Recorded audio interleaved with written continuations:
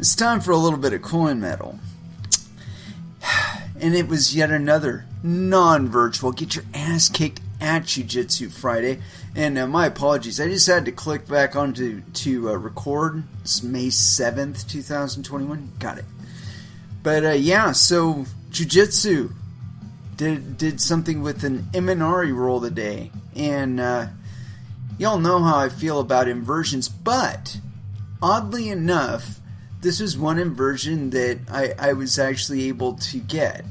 And I think it was because Chuck and I spent a shit ton of time. I had the hardest time with the coordination for it. And I still do have a little bit of difficulty with that. But I was able to get my opponent down today, or my training partner rather, not opponent. But yeah, I was able to get my training partner down today with relative ease.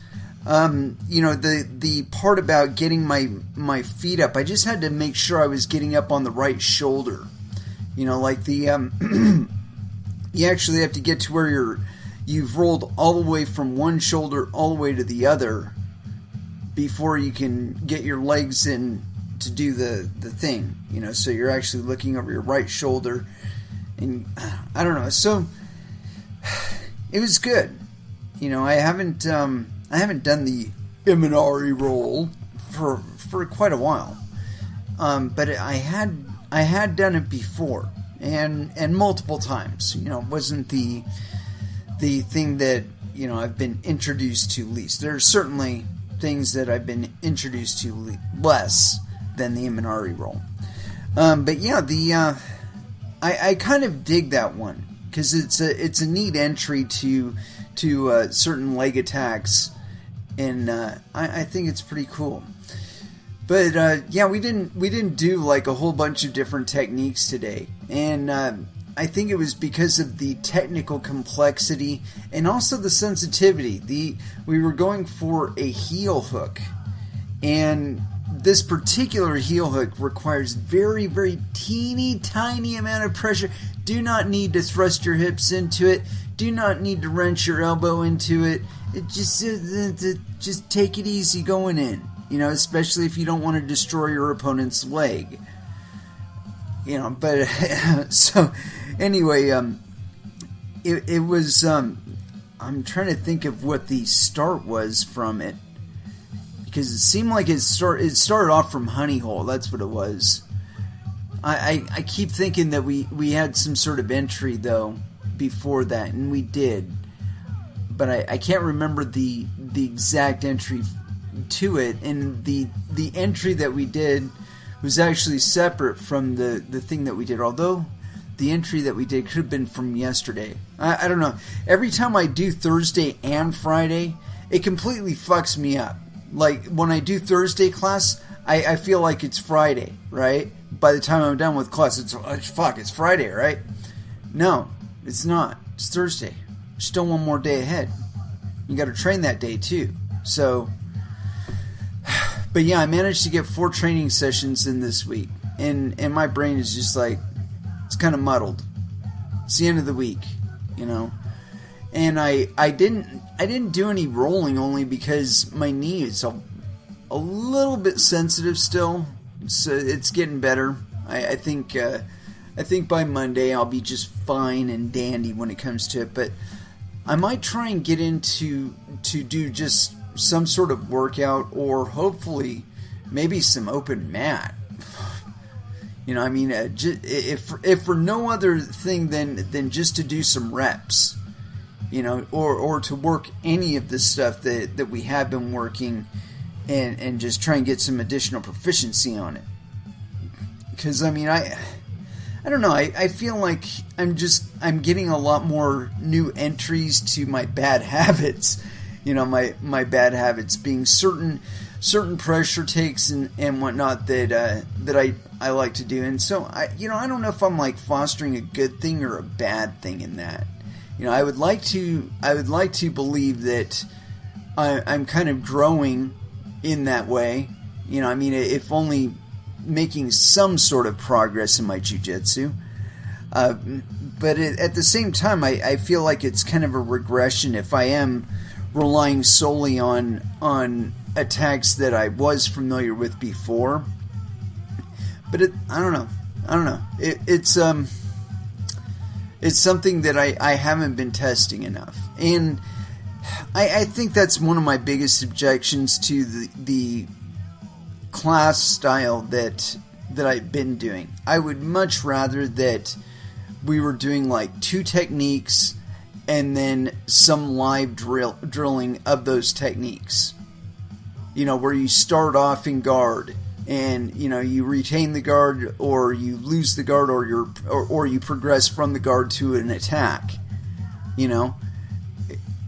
And you do that, and if you get to the attack, or if they disengage or whatever, you reset and you start over again. To me, that's a better learning methodology or learning modality, than just running through this like sentence of jiu-jitsu movements over and over and over again. And don't get me wrong, I think the repetition is good, because it does familiarize you with the movements.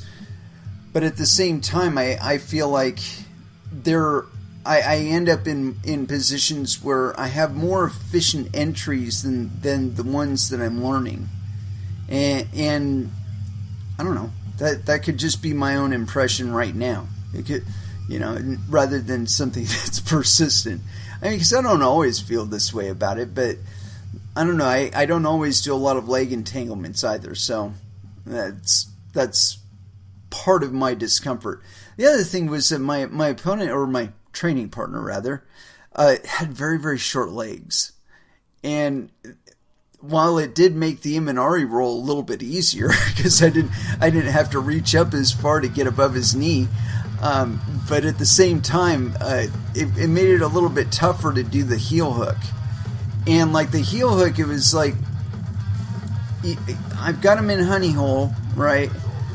And from there, I'm supposed to capture his leg with my elbow to my body and rolling over onto it to where like I'm putting weight on top, and then rolling over onto my shoulder and popping the toes into my armpit. And then clearing my forearm down by rolling even further over onto my head, and allowing that room underneath. Clearing the arm around the heel, and then hooking the heel with my elbow, and then doing I never even got this far into it with a particular grip. I never needed to get the grip. It's just I already had the correct pressure on it, that all I had to do is kind of bring my hips forward just a little bit, and that put the right pressure on it, and he tapped. So, but I don't know, again, that's probably not a good habit to be fostering. But, again, the guy had very, very small feet, so getting his ankle in there and like not wrenching it or something, or getting it in there, it didn't feel like I would have enough to keep me from rolling back on it and really hurting him, and that was the last thing I wanted to do. He's a really nice guy. But anyway, so yeah, that, and then the Imanari entry, specifically to try and get that attack, that heel hook on your opponent. And so, I don't know, I like the Imanari roll. I wish I was better at it. It's something that I don't mind working it. But when I was working it with Chuck, I can remember all the times that I tried just flopping on one shoulder instead of rolling all the way over to the other. And at least one time I know I heeled him right in the balls, trying to bring my leg around, and it was just too far out from him. But we were working it at like 6 in the morning, so where's your brain at 6 o'clock in the morning? You're still in bed, right? But anyway, so it was a productive session. I feel like I got the pass that we were working down pretty well. And I don't know. It's hard to describe because of the way that you pass over it, and I can't remember if that was yesterday or today. Because there was another weird guard pass that we did yesterday that I'm still like fumbling around in my brain about. So, anywho, let's go ahead and throw down with some music. I know it's short, sweet, but we're gonna do it, and then we'll get back to things. And we're going to go with body count, just to start off. And I've been holding off on doing it, but I feel like it. And so here it is. Carnivore, First Dance, here on Coin Metal.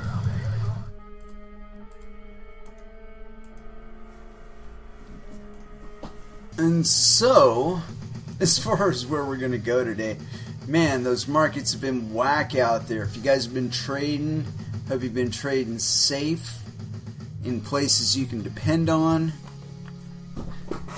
And so, yeah. Some whack shit going on out there. So I got this thing here. It's on cryptoslate.com. Dogecoin comes to 41,000 stores via Gemini-backed payments app. And this is by Liam Frost. It was authored on May 7th, 2021 at 10:56 a.m. UTC. So yes, penis. Crypto-focused payments network Flexa, a partner of Winklevoss-led crypto exchange Gemini, has added support for quote-unquote meme token Dogecoin today. Quote, "Good job, everyone. You did great. Now you can spend your Doge at 41,000 more places. Live in the Spendin app, coming soon to Gemini Pay. Very wow," Flexa tweeted. Initially, the firm tried to attract some social media commotion by saying that it will make, quote, Doge spendable at every single one of its 41,000 plus stores on Flexa, if users will retweet the corresponding post 1,000 or more times. Unsurprisingly, considering Dogecoin's hype-centric and memeful nature, that goal was quickly reached, and then some.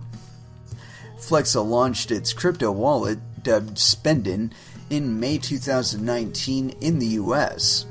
At launch, the network allowed users to pay with Bitcoin, Ethereum, Bitcoin Cash, and Gemini Dollar in retail stores, including top brands such as Whole Foods, Baskin-Robbins, Lowe's, and Nordstrom. Bringing crypto to retail. To this end, Flexa partnered with Gemini around the same time, enabling more retailers to accept cryptocurrency payments in stores. Quote, "The Flexa cryptocurrency payments network has the potential to transform the payments industry, providing everyday use cases for spending your crypto, which hasn't been a practical reality until now." Actually, that's not true at all. It's just been a matter of retailers' reticence about whether or not they wanted to accept Bitcoin or other cryptocurrencies until now. This shit's been going on since like 2012. As soon as there was a not dollar parity, but a US dollar recognized exchange rate for Bitcoin, the race was on. And then people were using it all over the fucking place. Not in the clear web, but nonetheless. Anyway, continuing. Which has been practical reality until now, wrote Gemini CEO Tyler Winklevoss at the time, adding, quote, "Flex's mission is to link the island of crypto to the mainland of retail merchants." Notably, Gemini itself listed Dogecoin earlier this week, reinforcing the token's ongoing price rally.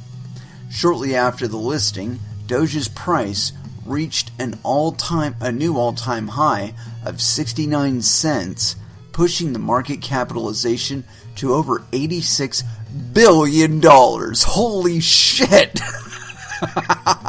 This made Dogecoin the fourth largest crypto by its market cap. At press time, Dogecoin is trading at around 62 cents, up roughly 100% on the day and more than 900% over the past month, according to CryptoSlate's data. For the Dogecoin faithful, of course, this price is still far from the promised moon, despite the token's price surging by 700,000% over the past 5 years. In fact, a recent survey showed that 25% of Americans actually think that Doge is the new Bitcoin.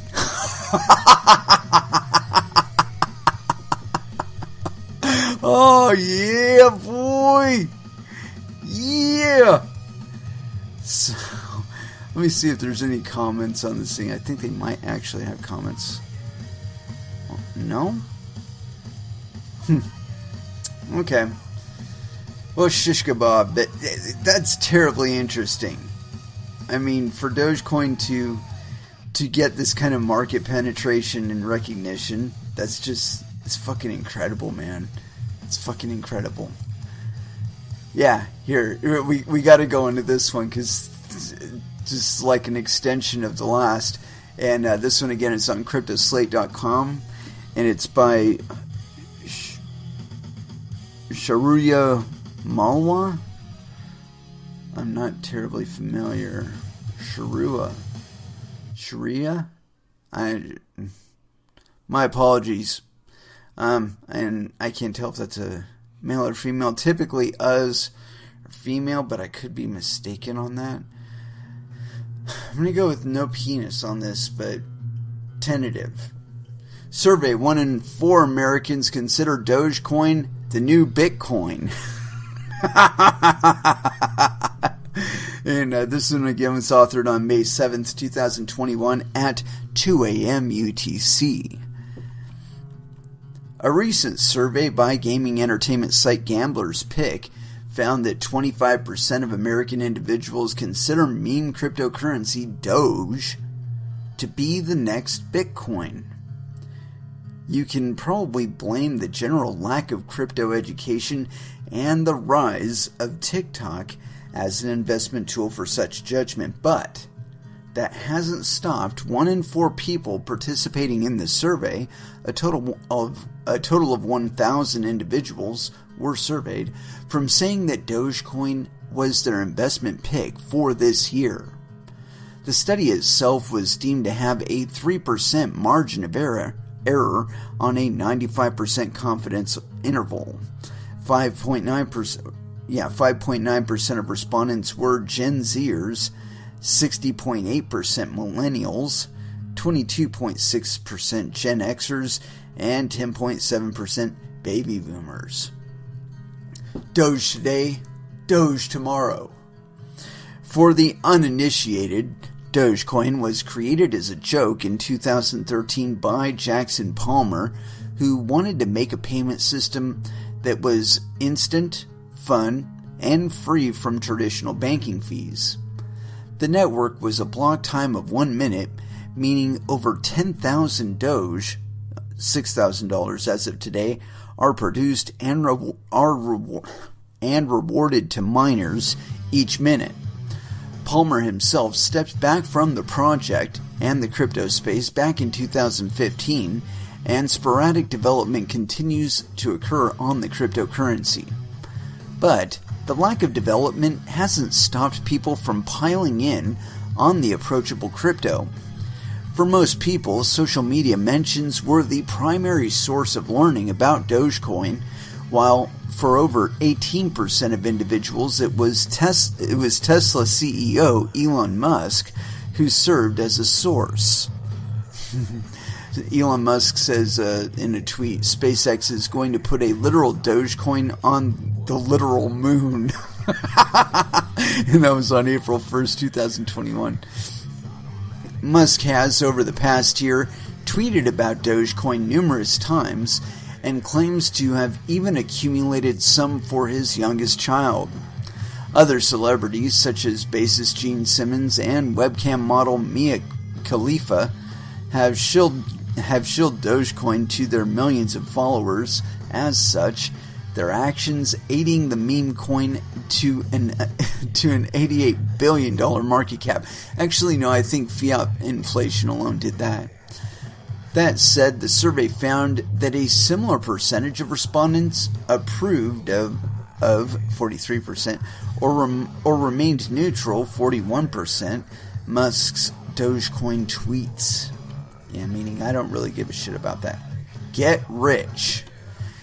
Answers to the actual investment part were borderline shocking. Of those surveyed, a staggering 54% of respondents saw Dogecoin investing as a legit opportunity to get rich, compared to 46% who viewed punting on the token as, quote, just for fun. People are expecting to gain wealth with a small stack as well. The average investment of those looking to get rich off of Dogecoin was a paltry $227. That could have worked should someone had invested in the token 5 years ago. No, dude, you could have invested in it like 5 months ago, and you'd have got it at like 20 Satoshis a fucking coin. Give me a break. 5 years ago, it has risen over 700,000% since, but with a market cap of $88 billion today, Doge riches are not likely. The meme token trades at over 77 cents at press time, reaching a market cap as high as $90 billion. For reference, that's bigger than the National Bank of Australia, American beer maker Heineken, Japanese game maker Nintendo, German car maker BMW, and Indian information technology giant Infosys. In fact, Dogecoin is the world's 170th most valued equity asset as per this list. Not bad for a joke currency or cryptocurrency that doesn't see active development and has no particular use case other than merely existing. And working is money, jackass. That's all it really had to do. That's all it ever said it was going to do. Fuck you. Meanwhile, it isn't all fun and games in Dogeland either. 40% of surveyed individuals said they had, quote, regretted investing in Dogecoin. Perhaps a case of buying at the top? No, we haven't hit the top yet. I seriously do not think we have hit the top yet on Doge. That's not investment advice. Get over yourself. So yeah. Oh man. We gotta go for it. Here we go. Dallas Mavericks boss Mark Cuban says Dogecoin will definitely reach $1. It's only got 31 cents to go. And this is authored on March 8th. So this was back when it wasn't worth 69 cents. This was back when it was worth like 25 cents. Some prediction, Cuban. And so yeah, let's go for it. This is by Sharia Malwa. And so yeah, I'm gonna go with no penis. Nah.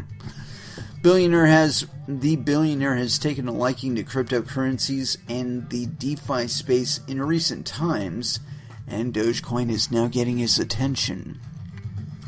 Dogecoin's big potential. Mark Cuban, a billionaire investor and owner of basketball team Dallas Mavericks, says Dogecoin has the potential to reach over $1 if it were to be used more widely in the Mavericks ecosystem. Mark Cuban says the Dallas Mavs have done more than 20,000 Dogecoin in transactions, making us the largest Dogecoin merchant in the world. We thank all of you who can only say that if we sell another, what is it? So 6,556,000 or 556 million rather Dogecoin worth of Mavs merch. Dogecoin will definitely hit $1.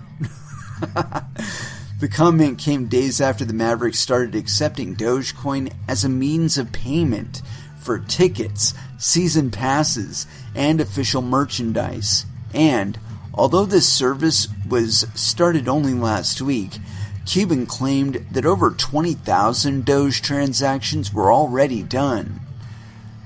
Quote, the Dallas Mavs have done more than 20,000 Dogecoin in transactions, making us the largest Dogecoin merchant in the world, he said, adding, we thank all of you who can only say that if we sell another 6,556,000,000 Doge worth of Mavs merch, Doge will definitely hit $1. The shill of Doge.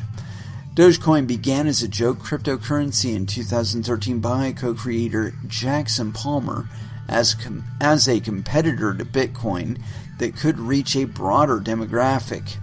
Its 1-minute block interval made it much faster than other blockchains at the time, while the use of a Shiba Inu dog as a mascot made it much more accessible and unintimidating to new users. But the coin has ended up seeing unprecedented success in the past few years. It's valued at over $6 billion at press time. Jesus Christ, it went from $6 billion in March to $88 billion in May. Dude, that's some vast appreciation right there. But anyway, so $6 billion at press time and has caught the attention of mainstream news outlets and billionaires like Cuban and Tesla CEO Elon Musk. Musk seems to have taken a liking to it in particular. He said earlier this year that Doge could reach, quote, to the moon, and tweeted out several memes that used Dogecoin's logo. The Tesla CEO focus ended up attracting attention from celebrities and social media stars, and even saw a, quote, TikTok challenge emerge. This was before Musk's tweets, however. Cuban, on the other hand, has not done any of that, but has indulged in the decentralized finance sector. He does, however, see the meme currency going to $1, a figure that would value Dogecoin at over $128 billion. $60 billion to go, kids! Okay, check this out. The coin trades at over 5.5 cents at press time and is up 8% in the past day. Okay, so this is back when Doge was worth 5.5 cents. 5.5 cents. Or 5.5 cents, yeah, so that's incredible. Incredible appreciation. It's up to 69 cents now. Or roughly thereabouts. But you know, it shows you the volatility of the US dollar. I know you were probably expecting me to say the volatility of Doge, but the fact of the matter is there's been no big change in the distribution rate of Bitcoin or Dogecoin. Dogecoin has worked on a consistent interval. Its block time of 1 minute. Actually, that would mean that it does 10 times the amount of transactions that Bitcoin does. And actually, I think it's even more than that. I don't know. Anyway, point being is they're capable of doing a lot more transactions than Bitcoin does. So that'll definitely make it cheaper and a lot faster too. Your block interval only being 1 minute as opposed to 10 minutes. But anyway, so in a lot of ways, Dogecoin, I've always believed, was set up better, especially after we started talking about block size limits. You know, the fact that there was so much more capacity in Dogecoin, it made it an obvious choice in the not so distant future that I've been anticipating for a while, where the on-chain fees for Bitcoin would become so expensive that people would simply drop using it. You know, that instead of using it or trying to use it in any kind of retail setting, that they would use coins like Doge. And so we're kind of seeing it.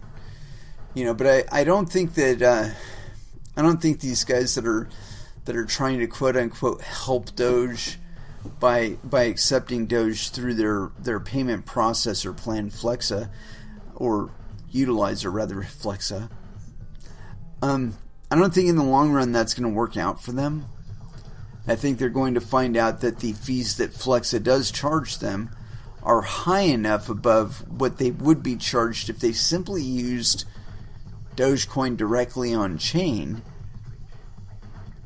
that they would avoid using the services of any kind of entity such as Flexa. And these 41,000 entities that say, oh yeah, we're willing to accept Dogecoin, well, they better be willing to accept Dogecoin at the window in their own wallet, or it's probably not going to happen. Anyway, see what else I got here. I really wanted to get into that because it just seemed really kind of interesting that, you know, I've been calling it for a while, and I've got a name for it. I call it the Dogening, and it's a hashtag that I've put out there several times. And when I could, oh shit, it's up to 72 cents. Dogecoin is at 72 cents. It's amazing. Anyway, got this next one here. It's on CoinDesk. Consensus 2021, crypto is booming in Brazil, but regulations lag behind. I don't think we're going to get too much in the way of regulation there. And this is by Sandali Handagama. So, no penis. May 7th, 2021 at 10:39 a.m. PDT. Gustavo Figueres, a 25-year-old businessman in Brazil, began trading cryptocurrencies in 2019 after seeing an acquaintance's crypto investment portfolio. Quote, I like high-risk investments because they usually result in higher profits.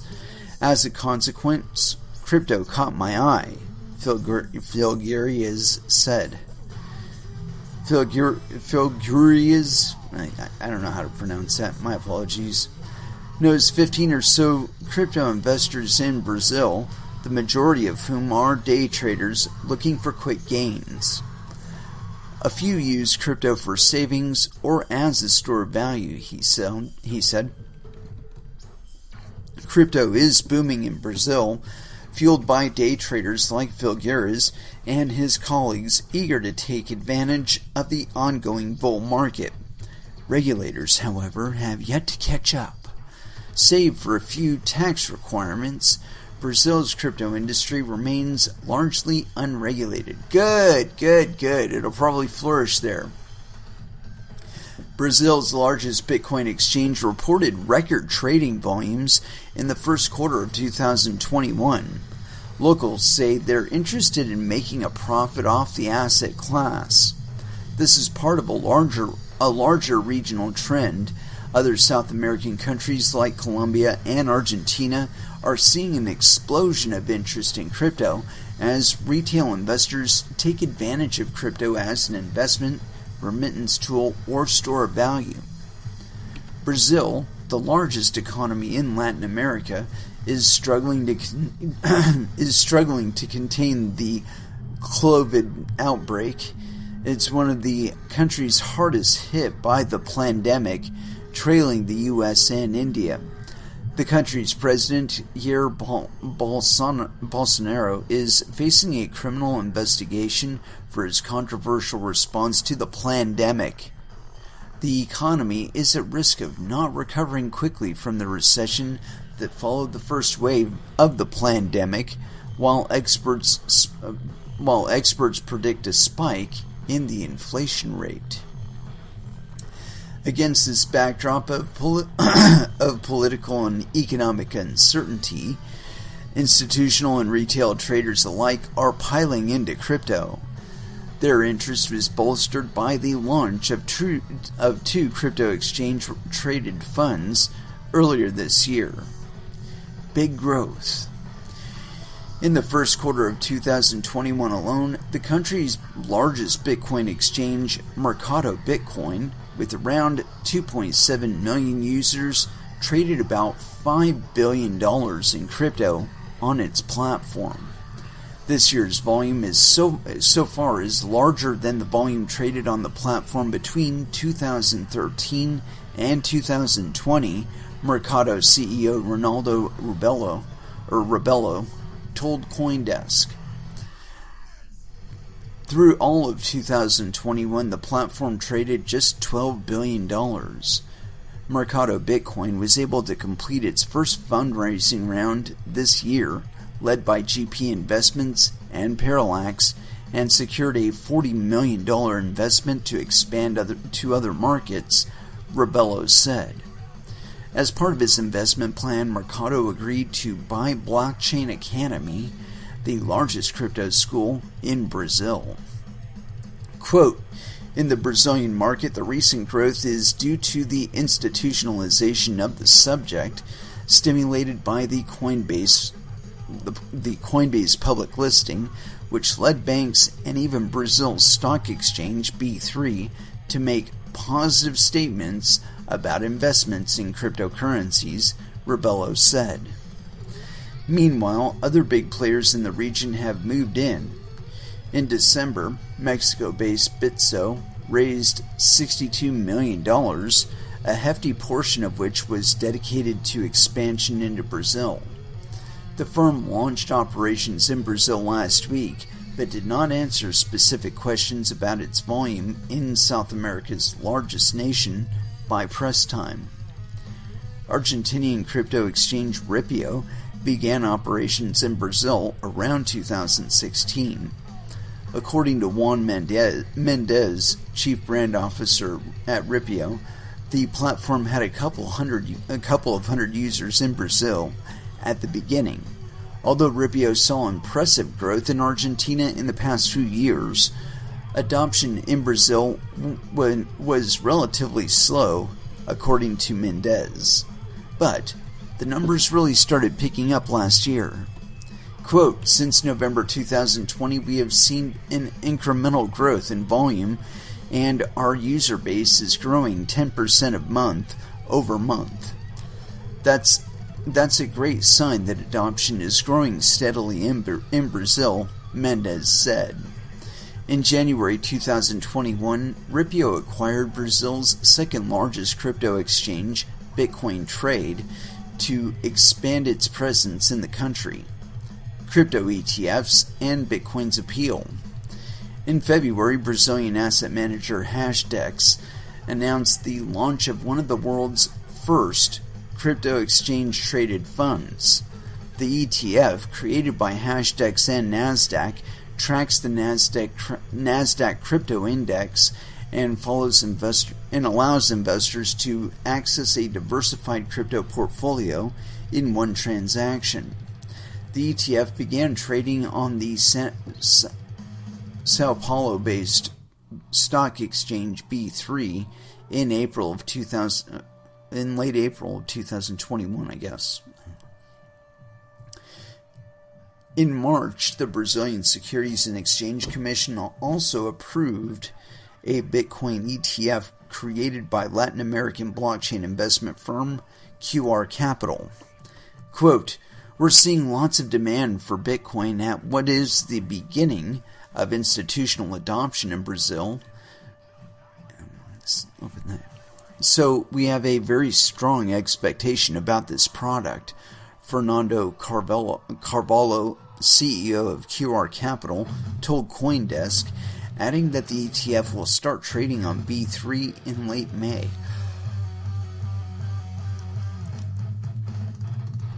According to Carvalho, the 2020 Bitcoin price run was one reason for the increasing demand for Bitcoin in Brazil through the pandemic. The demand spiked even more as the country's central bank brought down its key interest rate to a historic low of 2% in August, and people began looking for alternative investments. Further, in 2020, Brazil's inflation rate rose over 5% for the first time in 4 years as the pandemic raged. In March, the central bank began raising interest rates to try to bring inflation back to its 3.75% target. Quote, in Brazil, they had bad inflation numbers in 2020. This year didn't start with very promising numbers either. Most of our staff and also users in Brazil chose crypto as a store of value and an asset to invest in, said Mendez. Slow regulations, good regulations, are very, very slow and non-existent. Despite the growing use of cryptocurrencies in Brazil, the regulatory framework has been inconsistent. In 2014, Brazil's tax authority, RRFB, declared that virtual currencies will be subject to capital gains, but only if more than 35,000 Brazilian real was involved in the settlement. In 2019, the RFB published guidance requiring crypto traders to report transactions exceeding 30,000 real, $7,600 at the time, to the National Treasury. Shortly before publishing new tax requirements, Brazil's financial authorities also announced a fintech regulatory sandbox.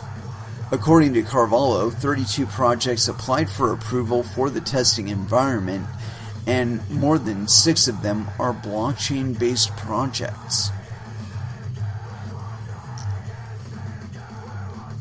The sandbox will select 7 projects to test fintech services for a period of 1 year, he added.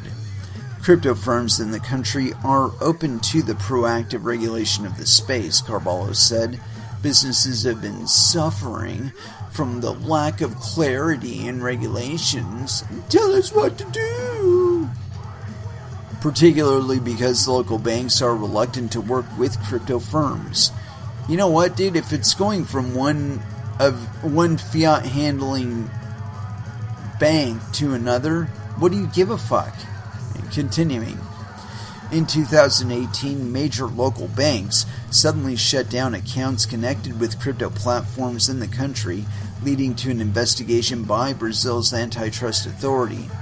The banks denied they had worked together to halt services to crypto firms, claiming that accounts were closed because of violations of anti-money laundering requirements.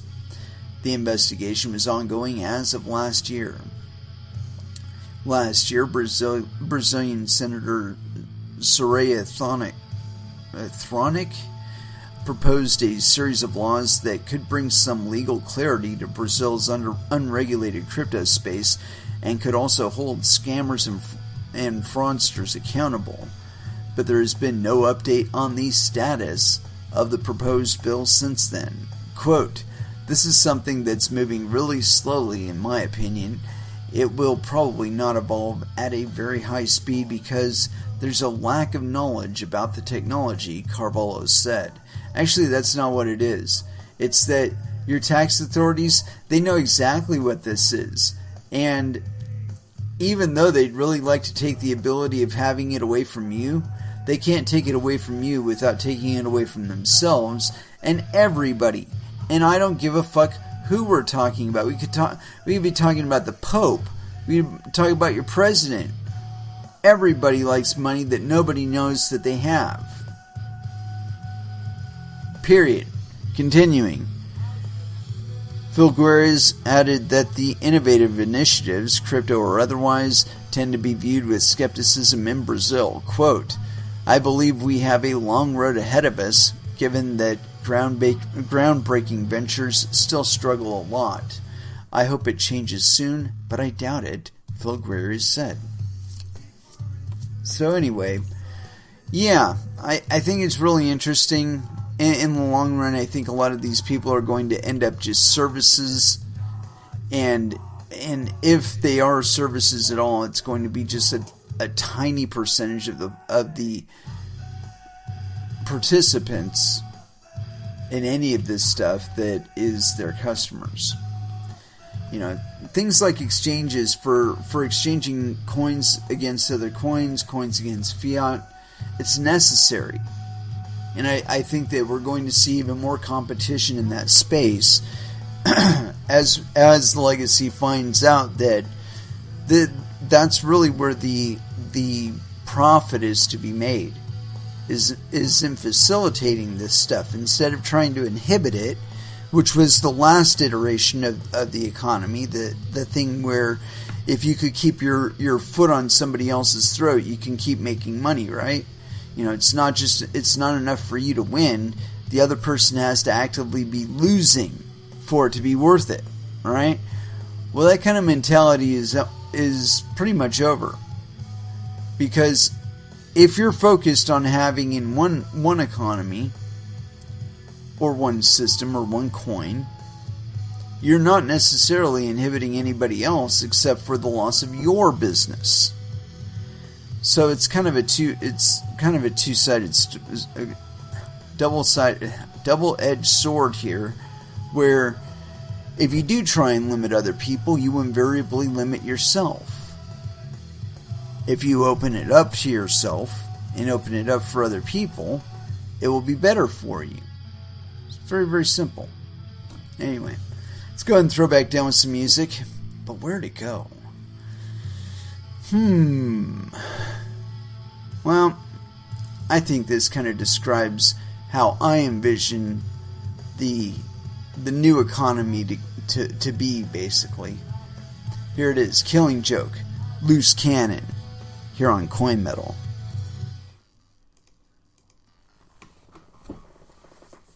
And that was Slipknot with Red Flag. And so, as far as where we're going from here, got this thing here. It's on CoinDesk.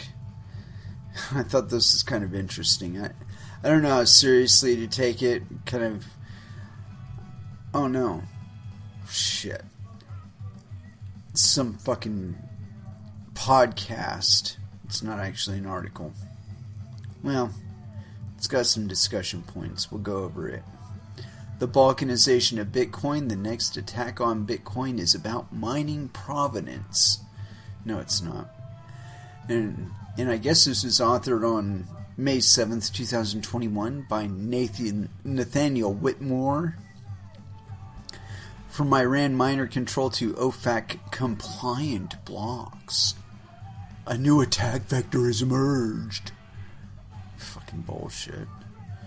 Square puts up monster Q1 Bitcoin numbers. First Bitcoin comments from SEC Chair Gary Gensler. 3 institutional Bitcoin developments are main discussion. As Bitcoin becomes more mainstream, the attempts from the powers that be to control it will become more subtle. This week, NLW argues we got a preview of a new approach to try to exert that control. He argues there's a new attempt to balkanize Bitcoin, and he looks at Iran banning crypto that wasn't mined in the country. That's not going to work. Marathon mining an OFAC-compliant block, and Kevin O'Leary insisting on only owning Bitcoins not mined in China. People are fucking idiots. I don't care what Kevin O'Leary does. If there's fucking Bitcoin out there and it was mined in China, I do not give a fuck. It's against my interest to give a fuck. If I start giving a fuck that the coins came from China, then people will start giving a fuck that the coins came from me. And I don't want them to give a fuck about whether or not the coins came from me. So I don't give a fuck that the coins came from China. It's fucking simple as that. Here we go. I thought this is fucking ridiculous. It's on Coindesk.com. Marathon miners have started censoring Bitcoin transactions. Here's what that means. Colin Harper authored this. So yes, penis. It was authored on May 7th, 2021 at 11:45 a.m. PDT. Marathon Digital Holdings' new mining pool has mined a Bitcoin block that is, quote, fully compliant with U.S. regulations. meaning that the company has started excluding transactions from entities it believes are sanctioned by the U.S. Department of Treasury or have been involved in dark web activity. The Marathon OFAC pool, which was announced in late March, quote, refrains from processing transactions from those listed on the U.S. Department of Treasury's specially designated nationals and block persons list, SDN, to stay, quote, compliant with U.S. regulatory standards, according to the company.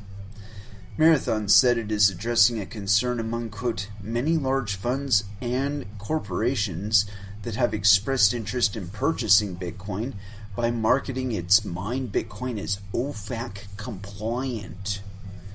Marathon spokesperson Jason Assad confirmed that the firm's first OFAC pool block censored some transactions but didn't specify which ones. Quote, by excluding transactions between nefarious actors, we can provide investors and regulators with the peace of mind that the Bitcoin we produce is clean, ethical, and compliant with regulatory standards, Marathon said in a statement. It should be noted that Marathon is mining, quote, compliant blocks of its own volition, and that nothing in current U.S. regulatory or legal code explicitly mandates the practice for miners. And you know what? It doesn't fucking matter even if they did. Continuing, the company uses DMG's Wallet Score blockchain surveillance software to filter transactions, Assad told CoinDesk. The blacklist is, quote, based on information provided by the U.S. Department of the Treasury and the Office of Foreign Asset Control databases of OFAC restricted cryptocurrency addresses, as well as other sources, including the dark web, he said. Iran, which is included on OFAC's sanctions list, is a hotbed of Bitcoin adoption, partly in response to the pressures sanctions place on its citizens. Notably, but unrelated, Iran's government just said that only Bitcoin produced in Iran is legal to trade. Yeah, good luck controlling that shit. What are clean Bitcoins? The practice of censoring transactions, sanctioned or otherwise, put another way, excluding them from blocks because of the sender's presumed identity, is a subject of heated debate within the Bitcoin community. Satoshi Nakamoto designed Bitcoin mining to facilitate permissionless and censorship-resistant transfers of value, but initiatives like Marathon's undermine that feature for no reason, critics say. Quote, it's totally against the Bitcoin ethos as they are trying to make it a permission protocol instead of open for all, said Ben Carman, a Bitcoin Core and Sherbets developer. He said that Marathon's approach doesn't make sense. Quote, they're mining blocks that will not have the highest fee transactions, but are still on top of blocks with transactions they deem, quote, bad, giving them more security, he said. Others also questioned the practicality of making a compliance claim. Shores Provost says, there's no such thing as being OFAC compliant. They can raise the bar arbitrarily. Did they check the electricity wasn't paid for with sanctioned money? Did they knowingly build on a block that wasn't clean? Who gets to bless the first immaculately conceived clean block anyway? Yeah. Mara Pool mined its first clean block today. Yeah, big whoop-de-doo. Indeed, despite Marathon's surveillance, transactions from a Russian dark web market, Hydra, were still processed in the clean block. And Laurent MT says, keep up the good work is one hashtag here. Compliance flying circus. But when I do, it's an OFAC compliant blog. Oh man, that's very funny. Further, shortly after Marathon blazoned the clean block on social media, Bitcoiners from Iran and around the world began to send Bitcoin to the address that received Marathon, quote, the clean block reward. This gesture was meant to display how easy it is to undermine Marathon's initiative and thus demonstrate how futile the chase is for, quote, clean coins. And this is a tweet from Arbitout. It would be a shame, an absolute shame, I tell you, if Iranian Bitcoiners were to dust the Coinbase output address in this block. Receiving payments from Iranians is considered sanctioned circumvention by OFAC. And he gives a fucking address.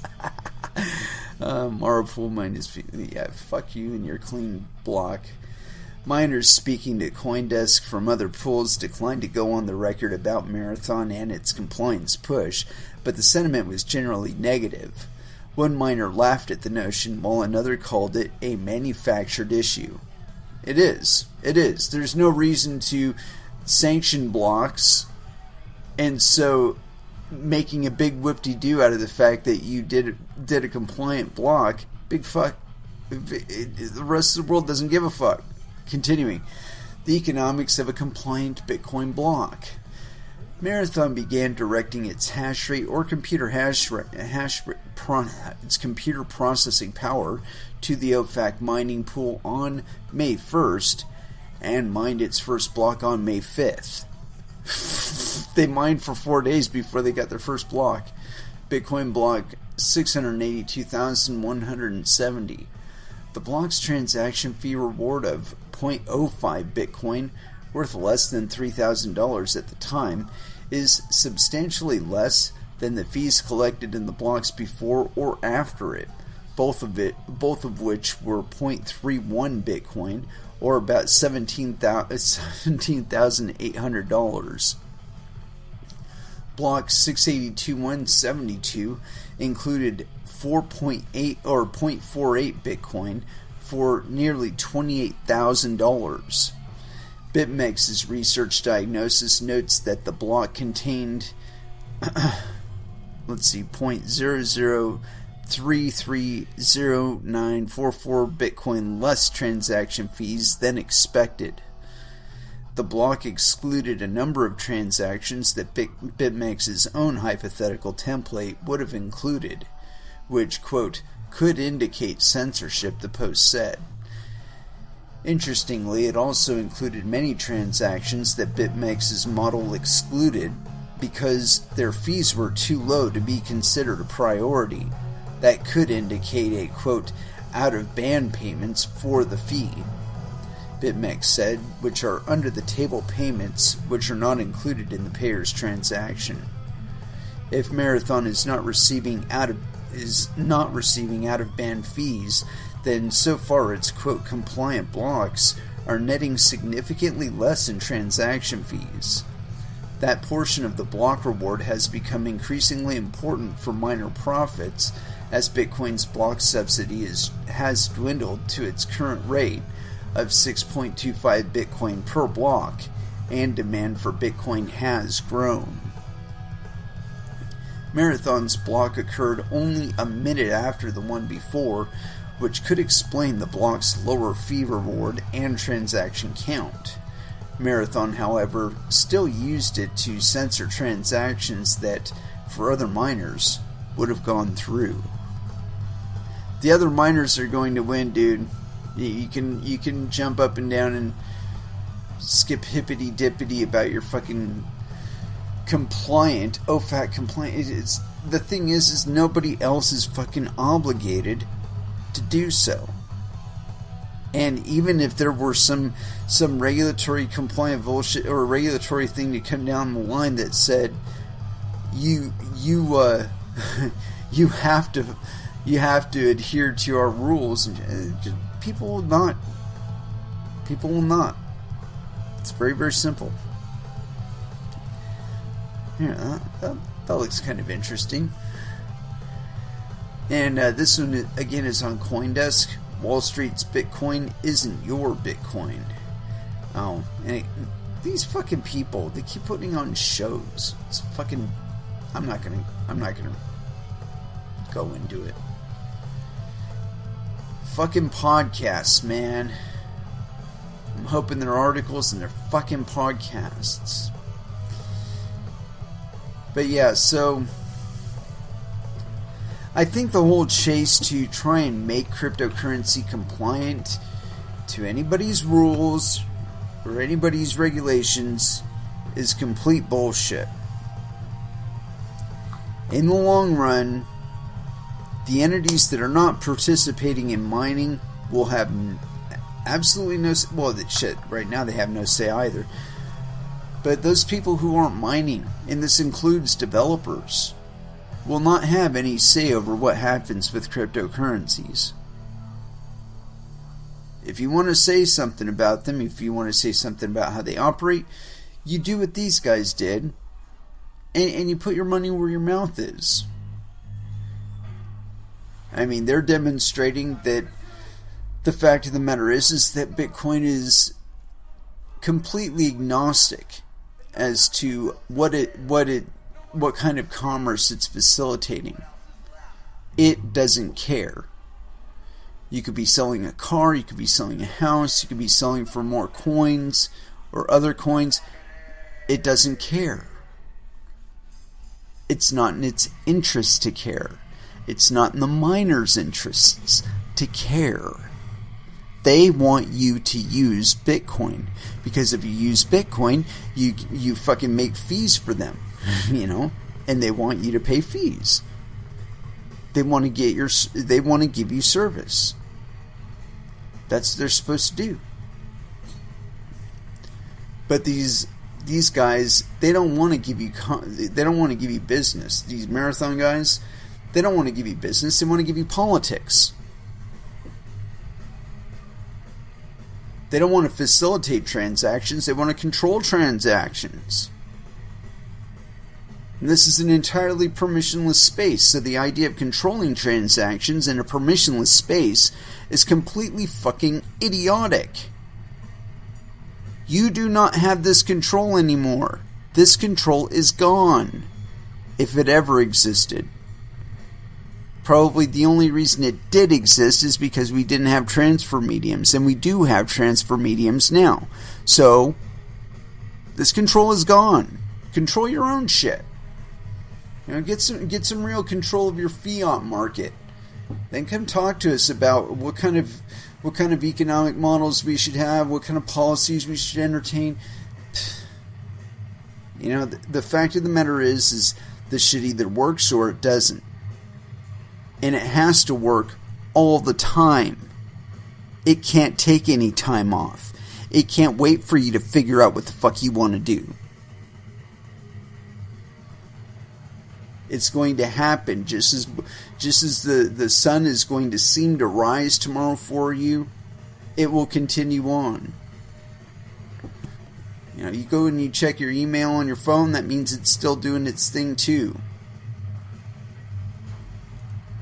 And it doesn't matter if you make it illegal. It doesn't matter if you try and regulate it out of existence. A, it's going to continue to exist where you are no matter what. But B, more importantly, whatever you do to inhibit your locality's ability to participate, you do absolutely nothing to the rest of the world in their ability to participate. I mean, Iran's been making all kinds of weird noises when it comes to crypto. Oh, you can only have crypto, that you can only spend crypto in Iran that's been mined in Iran.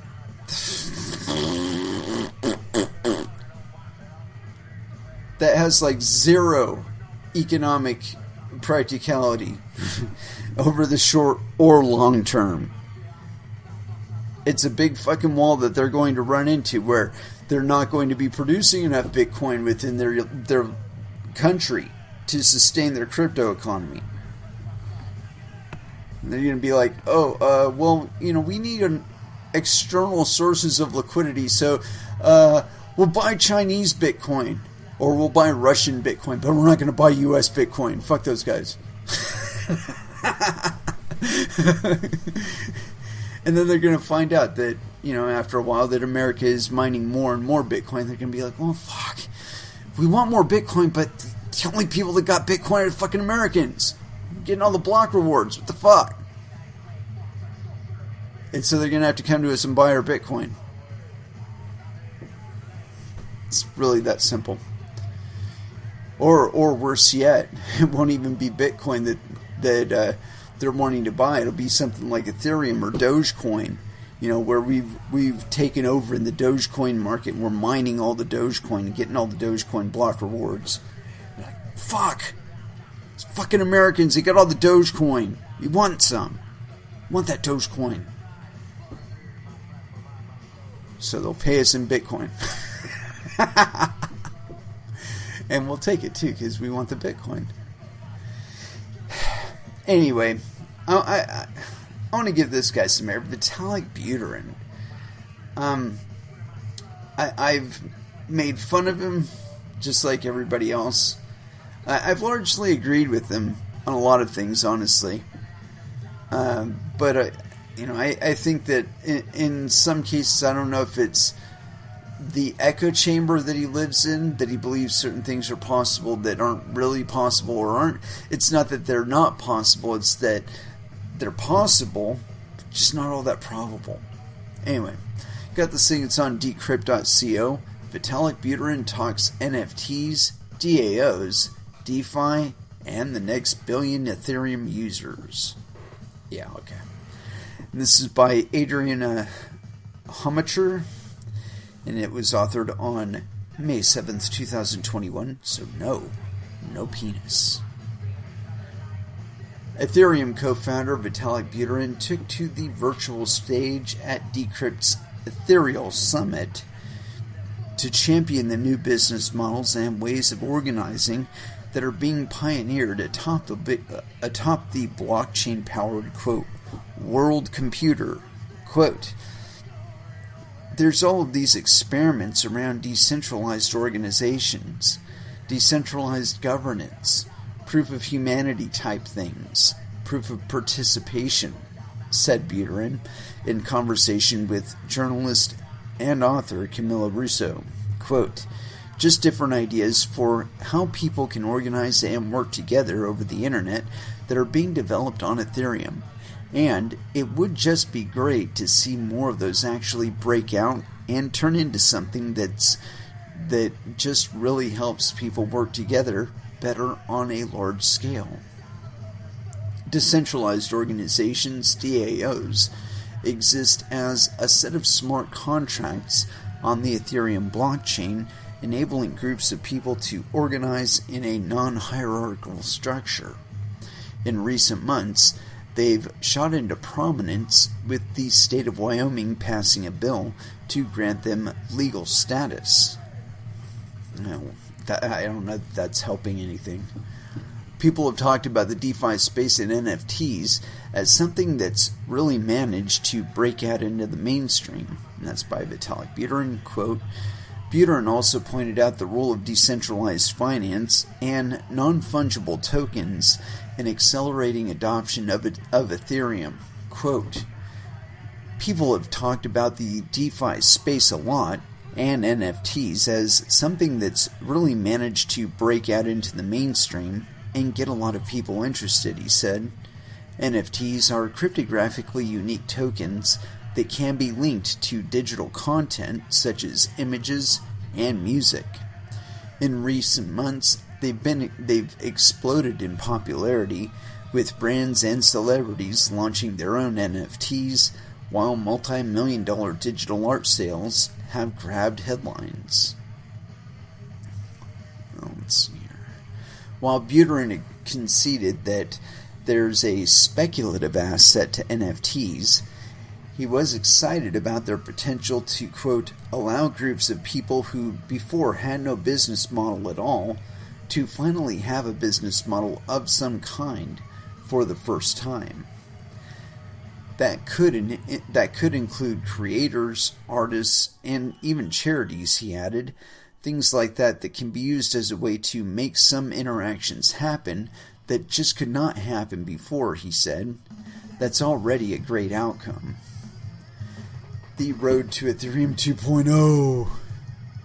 Top of Buterein's list of priorities, however, is overseeing the transition to Ethereum 2.0, the long-awaited upgrade that will see Ethereum transition from energy-hungry proof-of-work consensus mechanism to the more environmentally friendly proof-of-stake model.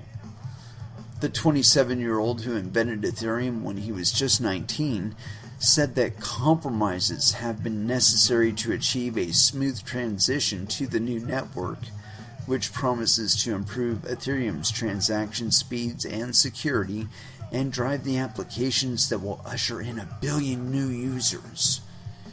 Quote, the roadmap has evolved to become more pragmatic over time in a lot of ways as the merger becomes closer, said Buterin.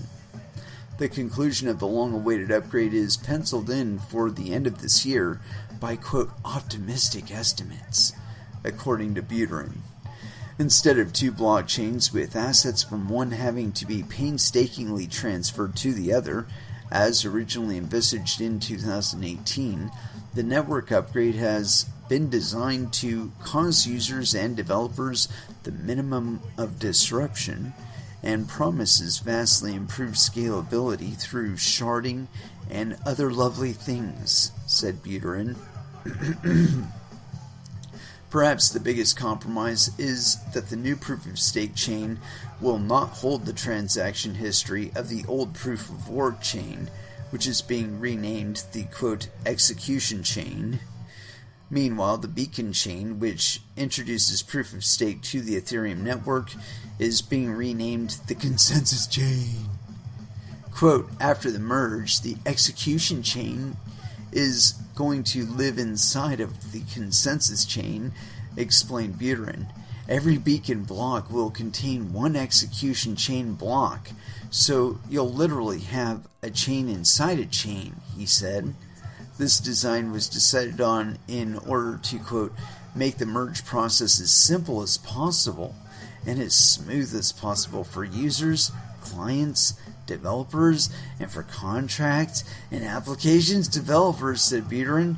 There's a lot of complicated technical wizardry happening in the background, but from the point of view as a user, you don't have to worry about that as much, he added, as much.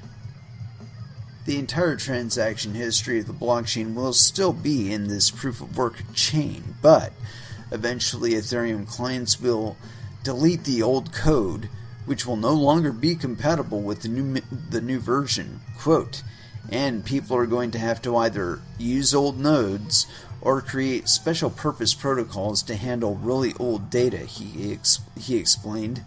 Tools such as the Graph, which can efficiently locate old data, are already available, he noted, and new ones are being developed. Will Ethereum still be immutable? No. The decision not to include the old data was a necessary trade-off.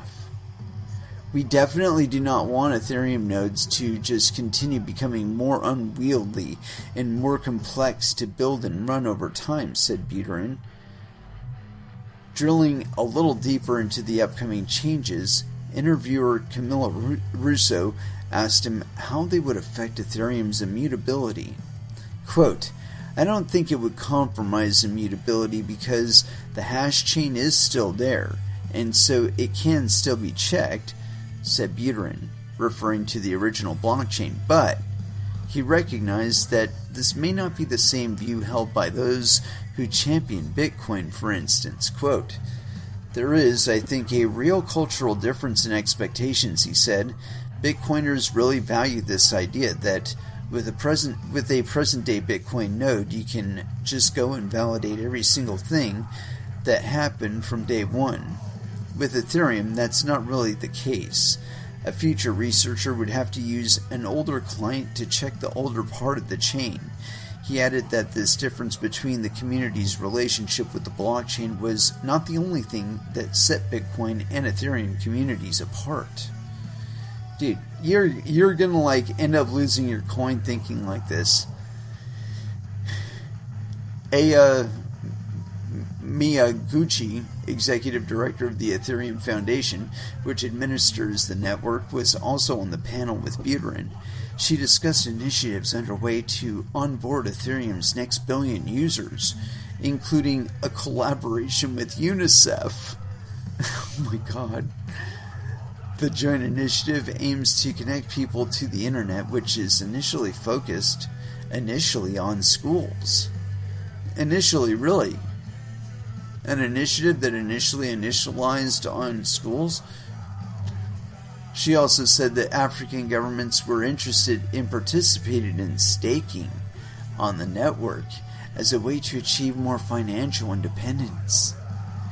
In the near term, the foundation is working to collaborate in more academic areas, expanding into economies and social science, as well as providing more funding for under-resourced applications using the network.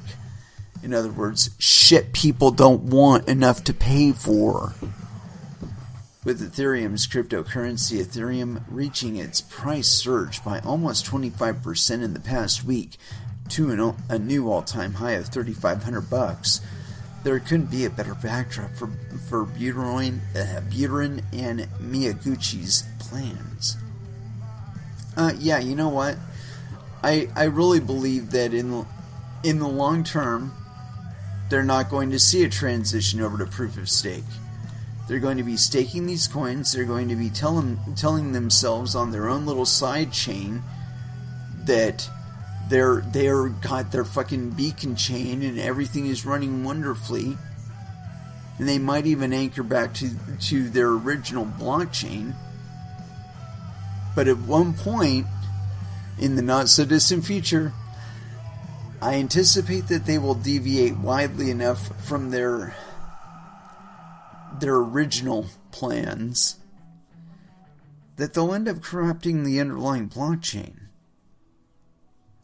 And it's not too difficult to envision that, you know.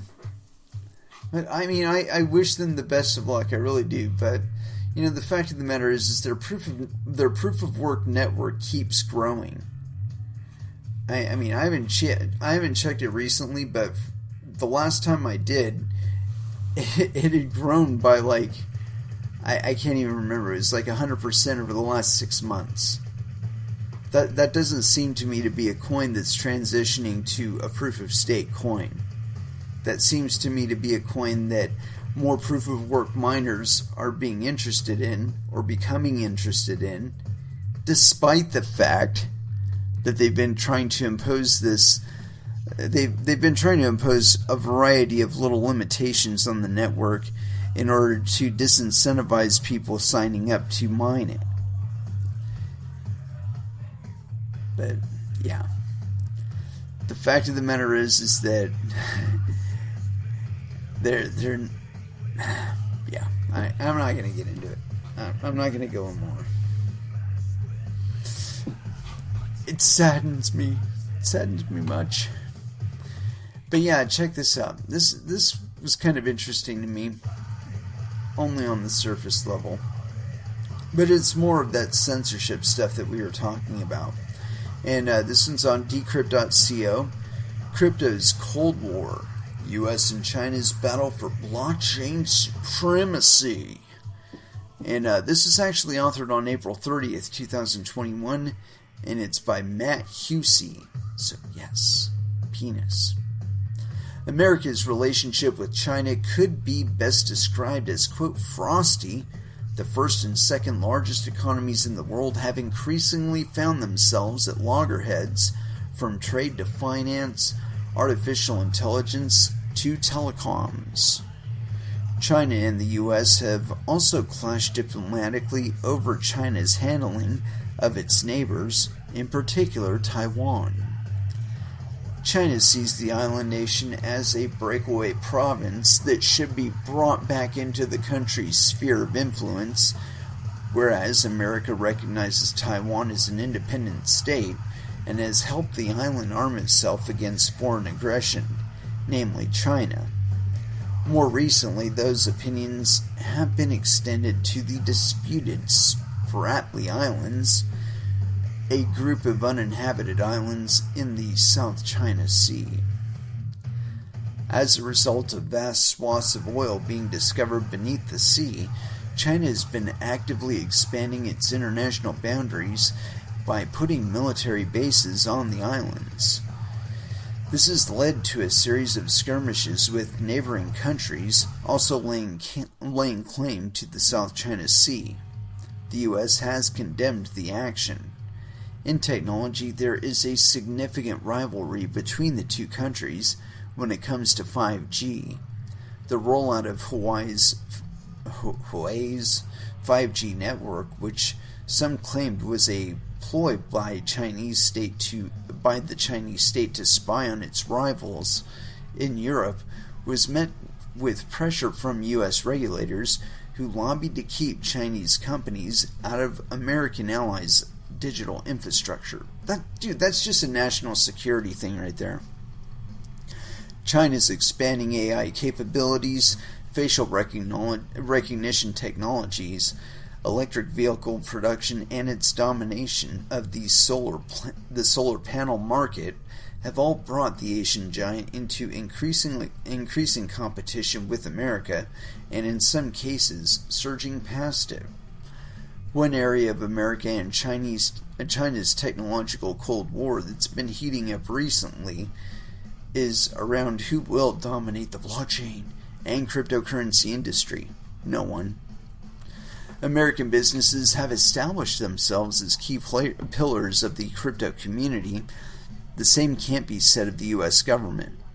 While America has pursued a cautious approach to the world of Bitcoin, blockchain, and decentralized ledger technology, China has raced ahead. But what does that mean for the future of blockchain, and indeed the future of finance? While Bitcoin was designed to be a decentralized global network that allows anyone anywhere to take part, in just over a decade, the picture, at least when looking at the mining community, couldn't be more different. In 2020, China controlled nearly 80% of the global processing power that runs the Bitcoin network, meaning the majority of the world's Bitcoin transactions are routed through machines in the country. The reason? Cheap electricity and access to the latest and greatest in mining hardware. Bitcoin miners in China are found in high concentrations near coal or hydroelectric power plants, in particular places like Inner Mongolia and the Yunnan province. This allows the miners to keep their operating costs to a minimum as they churn through vast amounts of power in search of mining rewards, giving them an edge over rivals in more expensive energy nations. This advantage, however, could be used by the Chinese state to exert influence over the network in ways other states cannot. Emin Günsür, a Turkish-American computer scientist and CEO of Ava Labs, a decentralized finance startup, believes the Chinese state could compel miners to block transactions from certain wallets if it chose to. Quote, "This is an enormous issue. These miners could receive injunctions that compels them to act in a certain way," he told Wall Street. Yeah, Wall Street Journal. They're fucking idiots. The Chinese government would say the money at certain addresses must not move, and it compels Chinese miners to not include certain transactions so they can selectively censor certain users of a blockchain. This has kick-started a movement in the U.S. to help claw back some of Chinese miners' dominance. Core Scientific, a U.S. company building Bitcoin mining operations in the U.S., has raised hundreds of millions of dollars to establish mines in disused factories across America. Others have joined them. Marathon Patent Group, which mines in Montana and North Dakota, has seen its shares rise ninefold in early 2021, and competitor Riot Blockchain out of upstate New York is also enjoying a windfall of investment. While these companies have increased their market share over Bitcoin mining, there's still a long way to go. Inner Mongolia, a hub for Bitcoin miners, accounted for 8% of the computing power needed to run the global blockchain. That is more than the amount of computing power dedicated to blockchain in the US currently. Quote, "There is a new space race. It is the cyberspace race of building and controlling the systems and governance that will power the digital economy," wrote Perianne Boring, president of the U.S. Chamber of Digital Commerce. Another group of self-elected dickheads. As states become drawn into the world of digital currencies, those that can exert the most influence over the mining communities like Bitcoin will have an advantage. Quote, "At least 65% of cryptocurrency mining is concentrated in China, which means the Chinese government has the majority needed to wield control over those protocols and effectively block or reverse transactions," wrote Ripple co-founder Chris Larson in an opinion piece. Yeah, it's not in their interest to do that. That's fucking stupid talk. Continuing, "The tech Cold War is here, and the U.S. isn't winning," he concluded. "But that's not the only arena China is looking to dominate the U.S. in. Central bank digital currencies, CBDCs, have become a hot topic for several states across the world, particularly China. Its digital yuan is in the advanced testing phase, with more than 100,000 people in China downloading a mobile wallet app from the central bank, enabling them to spend small government handouts of digital cash with merchants, including Chinese outlets of Starbucks and McDonald's. The U.S., meanwhile, is still in the early stages of exploring public perception towards its own version of a digital currency. But China's ambitions for its digital currency, beyond giving it direct access to its citizens' spending habits, is to eventually challenge the U.S. dollar's preeminent position as the world's reserve currency. Quote, "China's rapid development of a central bank digital currency has the potential to upset the global monetary order," said the editorial board of the Financial Times. Isn't it full of shit? The article went on to suggest the yuan could, quote, "bypass rival Western-operated cross-border payment networks such as SWIFT, which the U.S. has used to enforce sanctions." Yeah, whatever. Alex Tapscott, the co-author of the book Blockchain Revolution, said, quote, "China is on the brink of launching its own digital currency while, at least on this issue, the United States is dragging its feet. The two visions for the central bank digital currencies couldn't be more different. Whereas the U.S. wants to protect the U.S. dollar as a global reserve currency, China wishes to export its own economic model around the world and tighten control at home." Yeah. More broadly, China's innovation in the blockchain space is helping the Asian giant pull ahead of its rival. The People's Bank of China alone has filed more than 80 patents related to digital currencies. Some in the U.S. have sounded the alarm over what is becoming a widening gap between the two countries. Quote, "It is critically important for American and Western policymakers to understand how serious China and other nations are taking digital currencies and blockchain technology. It is crucial to become conscious as to what we can expect to see from those who seek dominance in this space, implications for the international monetary and financial system, and, more pointedly, for the U.S. dollar as the world's hegemonic currency and America's international preeminence are existential," the Chamber of Digital Commerce warned in an article last year. But they may be too late. A year before the Chamber of Digital Commerce's report, Xi Jinping, the president of the People's Republic of China, told China's most powerful political body that gaining an advantage in blockchain was critical for the country's future success. On that point, I would say he's absolutely correct. Continuing, it is necessary to strengthen basic research, enhance the original innovation ability, and strive to let China take the leading position in the emerging field of blockchain, occupy the commanding heights of innovation, and gain new industrial advantages. Some have called this crypto's Sputnik moment in reference to the Soviet Union's early lead in the space race that galvanized U.S. policymakers to throw hundreds of billions of dollars at their own space program. Can America catch up, or will they get left behind? Well, I can answer that one resoundingly here. The way that America will fall behind and continue to lag behind everybody else in this space is by insisting on attempting to impose legacy finance expectations on cryptocurrency.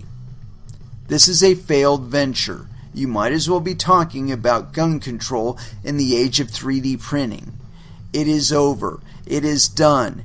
Get the fuck over it, or get the fuck over, get walked over. I mean, it's it. The rest of the world is not going to stop. You can wave your hands, you can talk your shit, but all you're going to do is stay broke. That's it.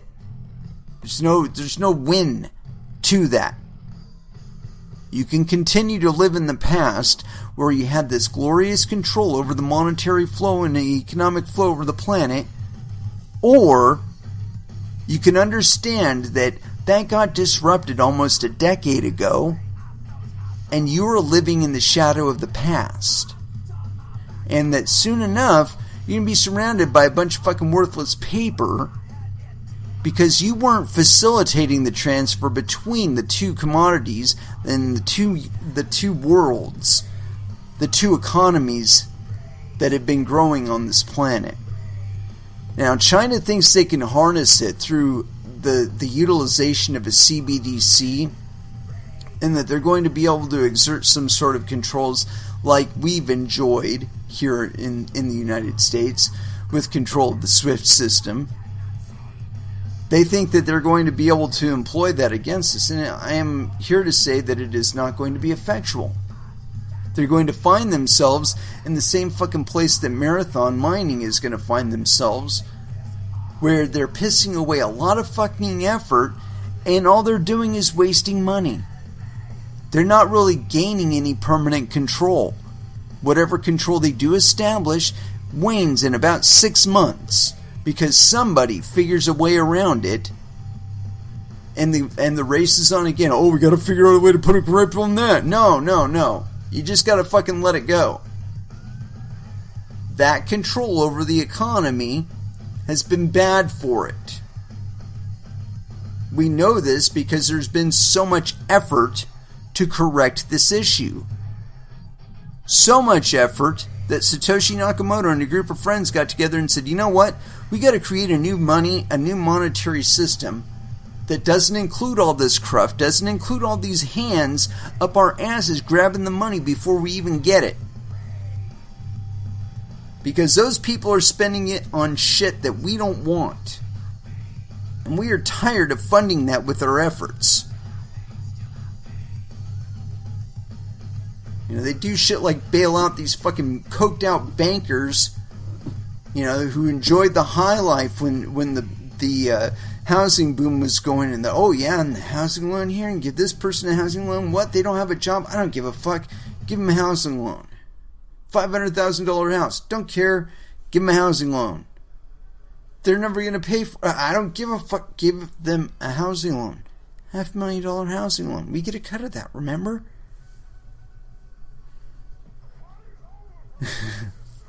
You know, that's the kind of shit that made cryptocurrencies necessary. So, you know, when you point back at Doge and you talk shit about it, you have to understand that at least Doge actually has a dedicated network of miners that is out there mining it and sustaining it right now.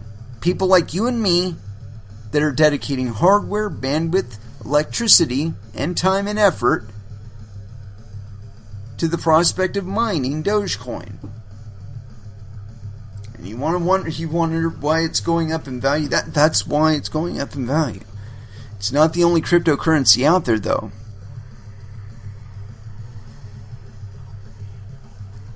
And I think that as Dogecoin starts receiving more interest, that people are going to start looking around and say, wait, you know what? There's like 2,000 other ones of these. Let's find one that we like just as much as Dogecoin, that maybe does things that Dogecoin doesn't do, or does things that we like better than the way that Dogecoin does its thing. Or worse yet, we could see a hack on Doge, and that would facilitate greater interest in other coins, certainly. But yeah, this is an exciting world of finance that we're emerging into. We're very, very lucky to be here now. But the stream of innovation, it's driven by resistance. It's driven by necessities that people experience both in crypto and in fiat. And I really believe that between all the minds out there, the people that are looking to free other people of other people in their finances and in their business, those are going to be the ones that are developing projects that people want. You know, the coins and the projects that are facilitating use and facilitating monetary transfer that circumvents all of these sanctions and doesn't give a fuck about it. And those are the ones that are going to succeed. And this idea that you're going to control the Bitcoin network or control Bitcoin by censoring transactions is fucking ridiculous. You're going to look at the differential in fees, you know, the fees you could have made for every block that you eventually got after 6 days of mining, and you're going to say, it's not worth it. We didn't make enough money in fees. We could have made so much more money in fees. These limitations are why most of our blocks got rejected. They could have been passed, but we excluded a couple high-value transactions that the rest of the network really wanted to include in the block, and so we got fucked. I mean, really, how many quarters are you going to be able to say that to yourself? Oh, yeah, we missed this block here, we missed that block there, we missed another block here, we missed another block there. We could have gotten all these blocks if we took this stupid limitation on which transactions we're fucking taking in, including in the blocks. How many quarters are you going to be looking at your electricity bill thinking, you know, that block reward we missed a month ago, that really could take care of this electricity right now. You know, we might even be able to afford to upgrade a rack of our miners if we'd gotten that other block reward. Just the other day, man, we missed a block reward, the 6.25 Bitcoin. That could have paid for another rack of fucking miners. But we missed it because we had our head up our ass about what transactions we wanted to include in a block. Give me a fucking break. I hate to end it on such a sour note, but really, man, this is fucking economics. You can't afford to have that kind of bias in this market, kid. You just can't. The rest of the world isn't going to entertain your bullshit. Anyway, it is with that I'd like to bring this episode to a close. Thank you very, very much for listening. I certainly do appreciate the support. We will be back again, but I'm considering attempting a new time, and only because it'll facilitate more jiu-jitsu for me, but I'm not entirely sure whether or not I want to. So, tentatively, and if there is any change, I'll let you know. tentatively, we're going to try and get together at 2 p.m. Pacific Standard Time this coming Monday. I think that's going to be an adventure. But what to close this episode out with? That certainly leaves us with not much time, so let's go with our old traditional closer when we have short time. And so here it is, System of a Down, Bounce, Last Dance, here on Coin Metal. Thank you again for listening. You'll have an excellent weekend. Good night.